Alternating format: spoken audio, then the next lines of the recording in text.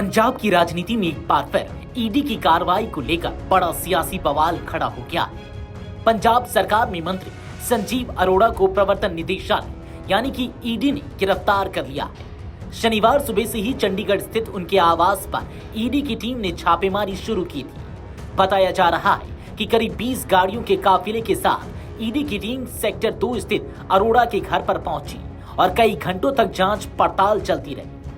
संजीव अरोड़ा पर पिछले 1 महीने में यह दूसरी बड़ी कार्रवाई मानी जा रही है। इससे पहले भी उनके लुधियाना स्थित ठिकानों पर छापेमारी हुई थी।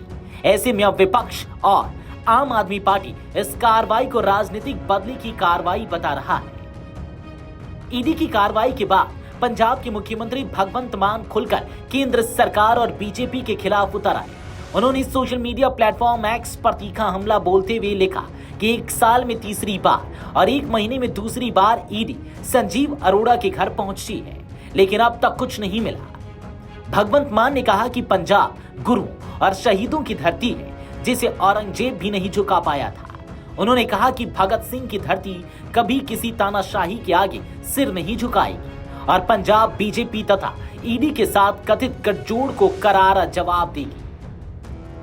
संगरूर में पत्रकारों से बातचीत करते हुए मुख्यमंत्री ने आरोप लगाया कि जैसे जैसे चुनाव नजदीक आते हैं, बीजेपी ईडी रेड, मानहानि नोटिस और धमाकों जैसी घटनाओं के जरिए राजनीतिक माहौल बिगाड़ने की कोशिश करती है। उन्होंने कहा कि पंजाब के भाईचारे को तोड़ने की कोशिश कभी सफल नहीं होगी। मुख्यमंत्री ने पश्चिम बंगाल की स्थिति का जिक्र करते हुए कहा कि वहां शपथ ग्रहण से पहले ही हिंसा का माहौल बना दिया गया है। उन्होंने कहा कि पंजाब की मिट्टी में हर तरह के बीज बोए जा सकते हैं, लेकिन नफरत की फसल यहां कभी नहीं उग सकती। इसी बीच आम आदमी पार्टी के राष्ट्रीय संयोजक अरविंद केजरीवाल ने भी केंद्र सरकार पर बड़ा हमला बोला। उन्होंने आरोप लगाया कि पश्चिम बंगाल चुनाव खत्म होते ही पंजाब में रोजाना ईडी की रेड शुरू हो गई है। केजरीवाल ने कहा कि पिछले कुछ वर्षों में केंद्र सरकार ने पंजाब के साथ लगातार अन्याय किया है। पंजाब के पानी के मुद्दे से लेकर पंजाब यूनिवर्सिटी और ग्रामीण विकास फंड तक कई मामलों में राज्य को परेशान किया गया।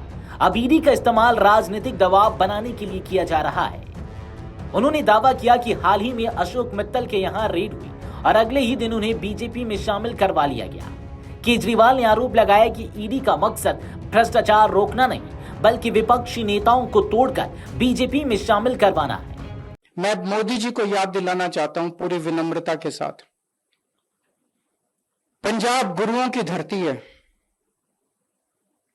आज मोदी जी जो पंजाब के साथ अत्याचार कर रहे हैं, वो हमें उस वक्त की कई सौ साल पहले की याद दिलाता है जब औरंगजेब ने भारत के अंदर जगह जगह अत्याचार कर करके भारत के कई हिस्सों पे कब्जा कर लिया था। आज मोदी जी ने बेईमानी कर करके भारत के कई हिस्सों पे कब्जा कर लिया है। उसके बाद औरंगजेब की नजर पंजाब के ऊपर पड़ी। पूरे देश के बेईमानी पे कब्जा करने के बाद अब मोदी जी की नजर भी पंजाब के ऊपर पड़ी है। औरंगजेब ने पंजाब के लोगों के साथ खूब अत्याचार किया, मोदी जी भी पंजाब के लोगों के साथ खूब अत्याचार कर रहे हैं। लेकिन उस वक्त हमारे गुरु साहिबान ने औरंगजेब के अत्याचार का सामना किया, अन्याय का सामना किया और अपनी कुर्बानियां दी। उनकी कुर्बानियों से प्रेरित होकर आज पंजाब के लोग खड़े होकर मोदी जी के अत्याचार और अन्याय का सामना करेंगे और पूरे देश को मोदी राज के अन्याय और अत्याचार से मुक्ति दिलाएंगे। मैं मोदी जी को कहना चाहता हूं, 4 साल पहले भी आप पंजाब के साथ खिलवाड़ कर चुके हैं, जब आपने 3 काले कानून लाने की कोशिश की थी और पंजाब के किसानों के सामने आपको घुटने टेकने पड़े थे। आज आपने फिर पंजाब को ललकारा है, पंजाब इसको बिल्कुल बर्दाश्त नहीं करेगा। मैं मोदी जी से हाथ जोड़ के विनम्रता से निवेदन करता हूं, पंजाब के साथ धक्काशाही करना बंद कीजिए। संजीव अरोड़ा को लेकर भी उन्होंने कहा कि कुछ दिन पहले रेड हुई थी, लेकिन जब वे बीजेपी में शामिल नहीं हुए तो दोबारा कार्रवाई कर दी गई। केजरीवाल ने अपने बयान में ऐतिहासिक संदर्भ देते हुए कहा कि जैसे औरंगजेब ने पंजाब को झुकाने की कोशिश की थी, वैसे ही अब केंद्र सरकार दबाव बनाने का प्रयास कर रही है। लेकिन पंजाब के लोग गुरुओं की कुर्बानी से प्रेरणा लेकर हर अत्याचार का मुकाबला करेंगे। फिलहाल ईडी की कार्रवाई और संजीव अरोड़ा की गिरफ्तारी ने पंजाब की राजनीति को पूरी तरह गरमा दिया है। अब यह मामला सिर्फ जांच एजेंसी की कार्रवाई तक सीमित नहीं रह गया, बल्कि केंद्र बनाओ पंजाब सरकार की सीधी राजनीतिक लड़ाई बनता दिखाई दे रहा है। Video desk Amar Ujala dot com. अगर आप ये वीडियो YouTube पर देख रहे हैं तो हमारे चैनल को सब्सक्राइब कर बेल आइकन दबाएं और Facebook पर देख रहे हैं तो हमारे पेज को लाइक करें।